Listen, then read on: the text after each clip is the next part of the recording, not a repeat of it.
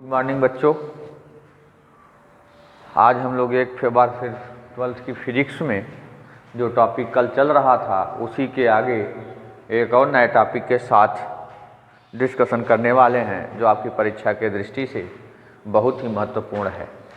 जैसा कि हम लोग फिजिक्स पढ़ रहे हैं उसमें अगला जो हमारा पॉइंट है या जो हेडिंग है वह है एक समान वैद्युत क्षेत्र में रखे वैद्युत द्विध्रुव पर कार्यरत बल युग्म का आघूर्ण। ये भी क्वेश्चन इंपॉर्टेंट है, इसका एप्लीकेशन बहुत बार पूछा जाता रहता है।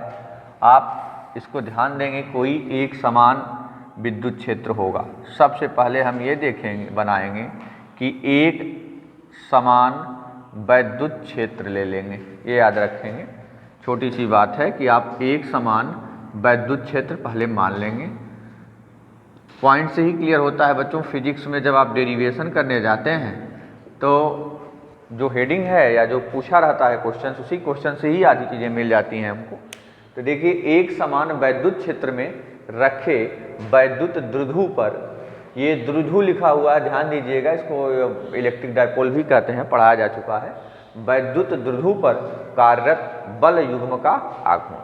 तो बच्चों बड़ी आसान सी बात है कि अगर हम इस एक समान वैद्युत क्षेत्र में कोई एक इसी बिंदु से ले लें और कोई एक वैद्युत द्विध्रुव ऐसे रख दिया जाए, इस तरीके से अगर कोई एक वैद्युत द्विध्रुव, इसका नामकरण भी हम कर सकते हैं ए बी, कोई एक वैद्युत द्विध्रुव रखा हो, इस तरीके से हो, यानी ये किसी इलेक्ट्रिक फील्ड में ऐसे रखा हुआ है, तो इसका अगर एक यहाँ से लंब डाला जाए इस वैद्युत क्षेत्र के को लेके, तो यहाँ पर एक त्रिभुज बन जाएगा। और आप जानते हैं, बड़े आसानी से जानते हैं, परेशान होने की ज़रूरत नहीं है।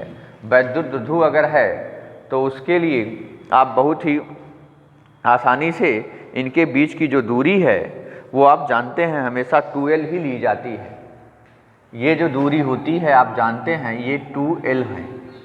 तो बच्चों जब ये ए वैद्युत क्षेत्र में ये रखा जाएगा कोई भी वैद्युत द्विध्रुव, तो ये क्या करेगा, ये इसके समांतर होने का प्रयास करेगा। जो हमारा वैद्युत क्षेत्र है उसी के समांतर होने का प्रयास करेगा। एक बल अगर हम इस पे चार्ज दे दें, चार्ज अब कैसे देंगे, आसानी से हम समझ सकते हैं। चार्ज हमेशा हमने बताया है दो ही चार्ज होंगे, एक प्लस और एक माइनस।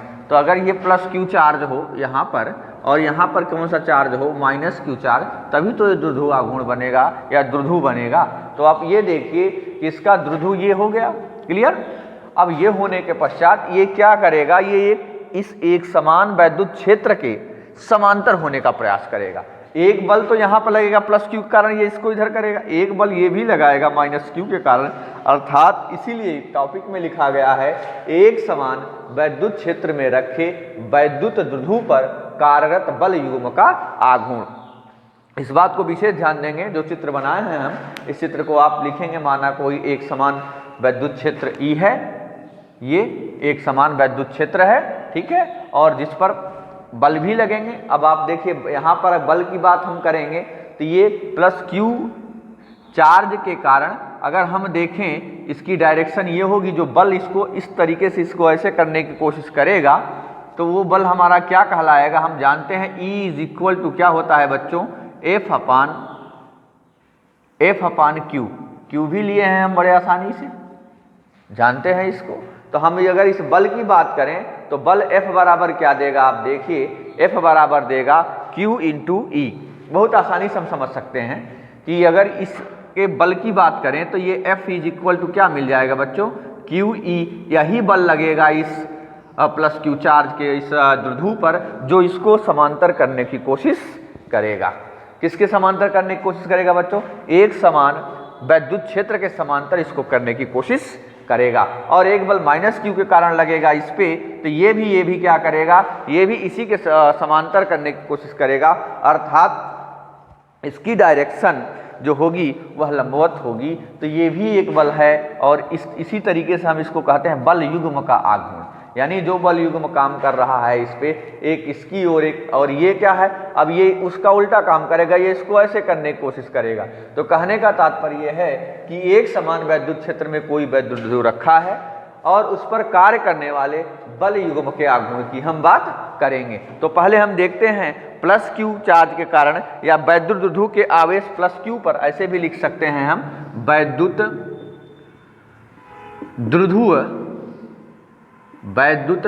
द्विध्रुव के प्लस क्यू चार्ज जो है, ये प्लस क्यू चार्ज बहुत महत्वपूर्ण बात है। ये प्लस क्यू चार्ज जो है हमारा, आप जान रहे हैं, इसको एक समांतर क्षेत्र की में करने की कोशिश करेगा। तो वैद्युत द्विध्रुव के प्लस क्यू आवेश के कारण, आवेश, इस बात को अच्छे से याद रखेंगे, आवेश पर कार्यरत बल, कौन सा बल काम करेगा? कार्यरत, आवेश पर कार्यरत बल। बच्चों बल क्या हो जाएगा? हम बड़े आसानी से जानते हैं, हमारा बल क्या हो जाएगा? F बराबर हम लिखेंगे क्या? Q इंटू ई। इसको हम कैसे निकाले हैं ये भी समझ लेंगे, वहां पर लिखा हुआ है E इज इक्वल टू क्या होता है? F अपान Q। तो जब F निकालेंगे तो F बराबर हमें प्राप्त होगा Q इंटू ई, क्योंकि हमें आघूर्ण निकालना है। जब तक बल नहीं मिलेगा, फोर्स नहीं फाइंड आउट करेंगे, तब तक हम आघूर्ण नहीं निकाल सकते। इसी प्रकार से वैद्युत द्विध्रुव के दूसरी केस में देखेंगे, वैद्युत द्विध्रुव के, बहुत साधारण सी बात है, सेम इसी तरीके से कि माइनस क्यू आवेश, माइनस क्यू आवेश पर कार्यरत बल। अगर माइनस क्यू पर देखें तो वो भी हमारा क्या होगा? वो भी हमें क्या मिलेगा? F बराबर Q इंटू ई।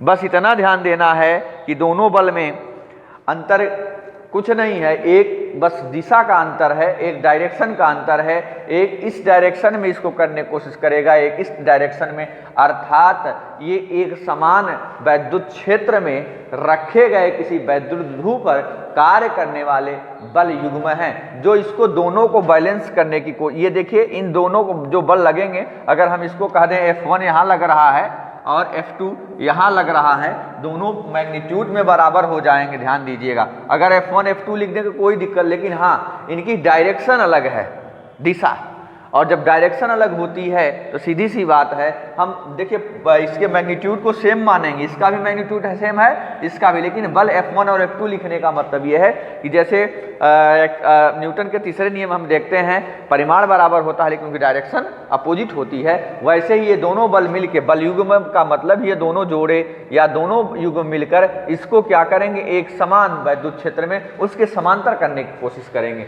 अर्थात दोनों का मान एक ही अगर हम देखें तो उसमें कुछ कोई दिक्कत नहीं होने वाली है। इसलिए आप ये याद रखें कि दोनों बल जो काम कर रहे हैं, ये बल एक दूसरे के परिमाण के बराबर हैं, परंतु इनकी डायरेक्शन अलग है, इसीलिए उसको बैलेंस नहीं कर पा रहे हैं, इसीलिए पेयर का काम करेंगे। अर्थात बलयुग्म के रूप में हम इसको देखें अगर, तो बलयुग्म क्या होता है हम जानते हैं, टाउ। बलयुग्म जो होता है या बलयुग्म का आघूर्ण जो टाउ होता है, इसको हम कहते हैं ना बल का आघूर्ण भी कहते हैं। कक्षा 11th में हम लोग पढ़ते हैं तो उसमें हम कहते हैं बल का आघूर्ण, तो वही बल का आघूर्ण है, जहाँ युग्म है वही बल है, वही बल दो बल काम कर रहे हों, इस प्रकार के बने निकाय को हम बल का आघूर्ण कहेंगे या बल युग्म कहेंगे या बल का आघूर्ण कहेंगे। टाउ बराबर क्या होता है बच्चों?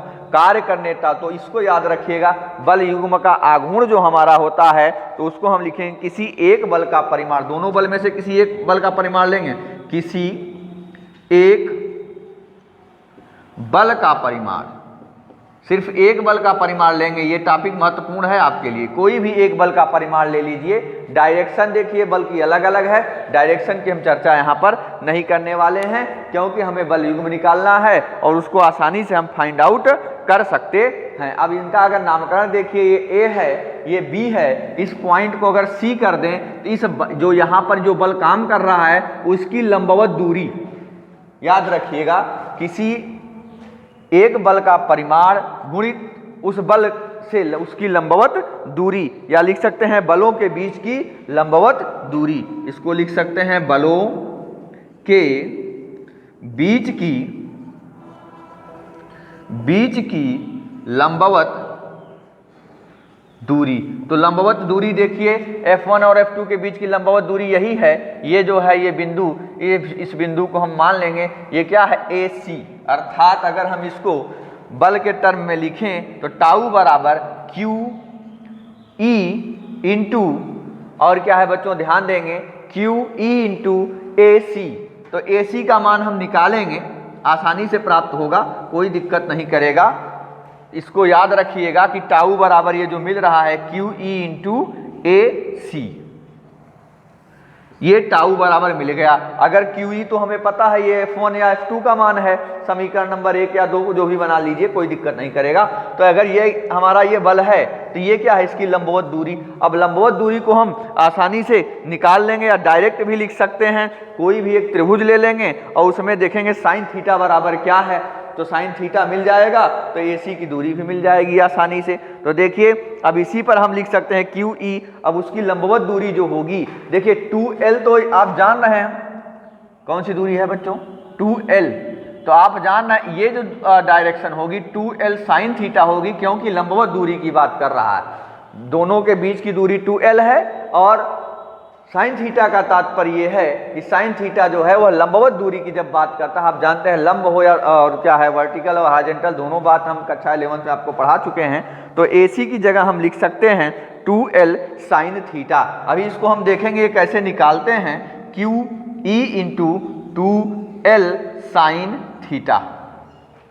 और इसको भी निकालने के लिए हम कुछ नहीं करेंगे, कोई एक त्रिभुज ले लेंगे। कोई एक त्रिभुज का मतलब ये है कि ACB त्रिभुज ले लीजिए। कौन सा त्रिभुज ले रहे हैं बच्चों, ACB। तो त्रिभुज अगर समकोण त्रिभुज ACB लिया जाए तो इसमें अगर हम साइन थीटा बराबर देखें, क्योंकि लंबवत देख रहे हैं, तो साइन थीटा बराबर आप देखिए आपको क्या मिलने वाला है।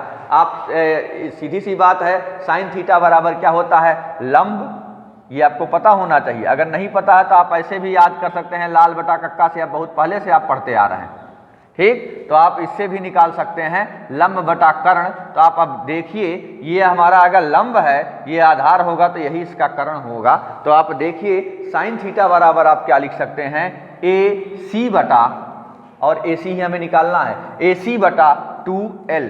तो AC निकालना है तो AC इज इक्वल टू, अगर हम देखें तो AC बराबर क्या मिल जाएगा बच्चों, 2L साइन थीटा। और यही मान हम लंबवत दूरी में रखे हुए हैं। देखिए आप ध्यान दीजिए, क्यू ई इंटू लंबवत दूरी बलों के बीच की क्या है, Q E into 2L sine theta. तो ये भी टर्म आप समझ लिए कि ये कैसे प्राप्त करना, इसी चित्र से प्राप्त होगा।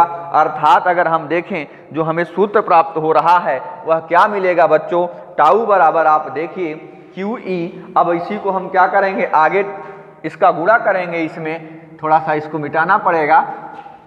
ये देखिए कि हमें इस प्रकार से एक समान वैद्युत क्षेत्र में रखे वैद्युत द्विध्रुव पर कार्य करने वाले बल युग्म या बल का आघूर्ण प्राप्त हो सकता है। आगे देखिए टाउ बराबर अब मिला क्या, टाउ बराबर क्यू ई। अर्थात आप लिख सकते हैं 2 का गुणा करेंगे तो ये आएगा 2Q, आएगा कि नहीं आएगा, E आएगा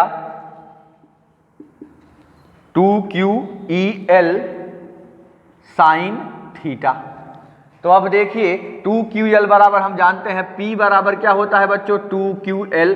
तो इसमें भी देखिए 2QL मिल गया कि नहीं, अर्थात टाउ बराबर लिख सकते हैं 2QLE साइन थीटा।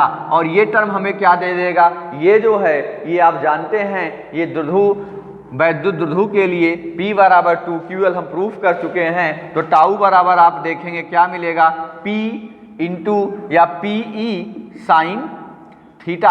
हमें यही ज्ञात करना था, ये याद रखेंगे आप। बहुत सा आसान डेरिवेशन है, लेकिन डेरिवेशन पूछता है तो आप चित्र बनाएंगे, एक समान वैद्युत क्षेत्र लेंगे, उसमें 2 बिंदु आवेश दिए रहेंगे plus Q minus Q, 2L sine theta, 2L उनके बीच की दूरी होगी। जब लंबवत दूरी निकालेंगे 2L साइन थीटा आएगा, और इसी के आधार पर बल की गणना हम कर लेंगे और कार्य करने वाले बल आघूर्ण का भी मान आप आसानी से ज्ञात कर लेंगे। इसी में आप देखिए कि ये जो केस हमारा है, टाउ बराबर आपको क्या मिल गया, PE साइन थीटा।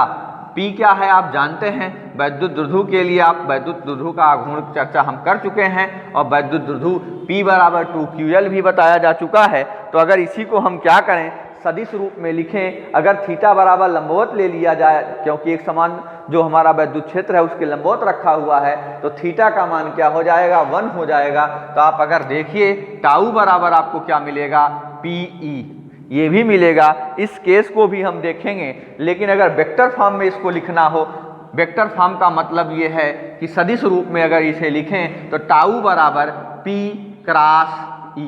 अब इस जानकारी को आप याद रखेंगे, सदिश रूप में लिखा हुआ है और सदिश रूप में यह उसकी दिशा को बता रहा है। दिशा के साथ आप जब लिखेंगे तो टाउ बराबर P क्रॉस E का मतलब यह एक वो जो जिस क्षेत्र में रखे हुए हैं वो, यानी आप कह सकते हैं कि बल का आघूर्ण जो है या बल युग्म जो होता है टाउ P क्रॉस E के बराबर होता है। इसी को हम बल युग्म का आघूर्ण कहते हैं वैद्युत क्षेत्र के संदर्भ में। ये सूत्र बहुत महत्वपूर्ण है, ये आप याद रखिए न रखिए, आप जान जाएंगे जब थीटा बराबर 90 आएगा और आप 1 उसका मान साइन थीटा में देखते हैं। साइन 0 का मान आप जानते हैं 0 होता है, साइन 90 का मान 1 होता है। तो 1 जब रखेंगे तो ये मिल जाता है। लंबवत होने का मतलब ही है थीटा बराबर आप 90 ले लेंगे, लेकिन अभी 90 लेने की जरूरत नहीं है। आपके लिए ये भी बहुत महत्वपूर्ण सूत्र है, इस पे क्वेश्चन खूब आता है। टाउ बराबर PE साइन थीटा, बहुत आसान सा डेरिवेशन है, आप इसको याद रखेंगे। कभी कभी डायरेक्ट दे देगा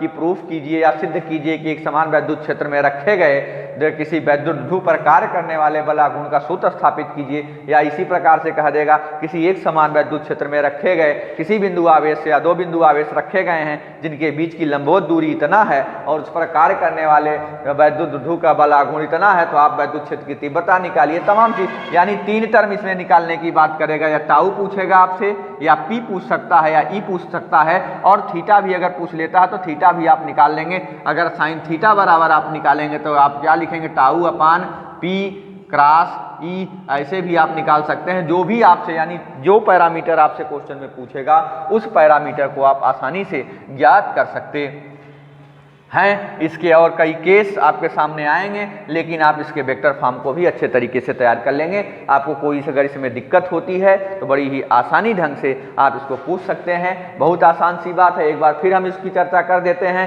हमने एक वैद्युत ध्रुव लिया A और B, जिस पे -Q + Q चार्ज था, जिनके बीच की दूरी 2L थी, और वो एक समान वैद्युत क्षेत्र में रखा हुआ है। जब ये रखा हुआ है तो सीधी सी बात है +Q चार्ज है, चार्ज किसी भी अगर वैद्युत क्षेत्र में रखा है तो उसके समांतर होने की कोशिश करेगा, उस पर जो बल काम करेगा वैद्युत क्षेत्र की तीव्रता के सूत्र से E बराबर F/Q निकालेंगे, F मिल जाएगा। यानी यही बल ऐसा इस पे काम करेगा जो इसको समांतर करने की कोशिश करेगा। और एक इधर भी बल लग रहा है, ये वाला बल ये -Q के कारण लगेगा, और ये भी निकालेंगे तो इसका भी परिमाण क्या होगा, सेम होगा, लेकिन इसकी डायरेक्शन अलग होगी। अर्थात ये इस ओर इसको खींचे, इस ओर इसको बैलेंस करने की कोशिश करेगा, इसीलिए ये एक समान वैद्युत क्षेत्र में ये रखा हुआ है। ये -Q सिर्फ उसकी दिशा को बता रहा है, मैग्नीट्यूड को नहीं बता रहा है। अर्थात इसके कुछ और केस आगे हम देखेंगे कि किस प्रकार से एक समान वैद्युत क्षेत्र में रखे गए वैद्युत ध्रुव पर कार्य करने वाले बल युग्म का आघूर्ण का सूत्र